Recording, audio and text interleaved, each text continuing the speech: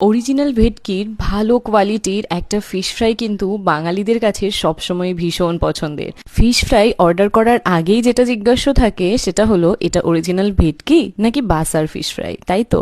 তো আমি বাড়িতেই একদম ভেটকি মাছের ফিলে কাটিয়ে এনেছি বাজার থেকে, বানাচ্ছি fish fry. Step by step marination হবে আর যাবে ফ্রিজে। প্রথম ম্যারিনেশনটা করেছি গোলমরিচ, নুন আর লেবু রস দিয়ে।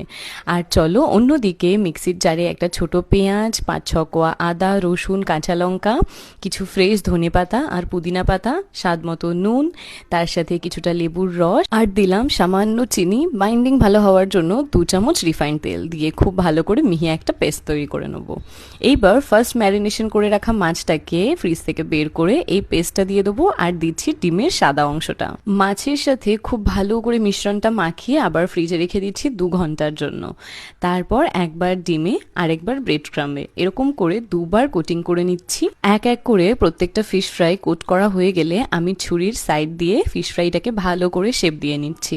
এরপরেই কিন্তু ডিরেক্ট ভাজা যাবে না, রাখতে হবে ফ্রিজে সেট হবার জন্য অন্তত 30 মিনিট। তারপর ফ্রিজ থেকে বের করে গরম ডুবো তেলে ভেজে নিলেই রেডি। ব্রেড ক্রাম দিয়ে কোটিং করার পর সেটা কিন্তু 15-20 দিন মতন ফ্রিজেও তোমরা স্টোর করে রাখতে পারো।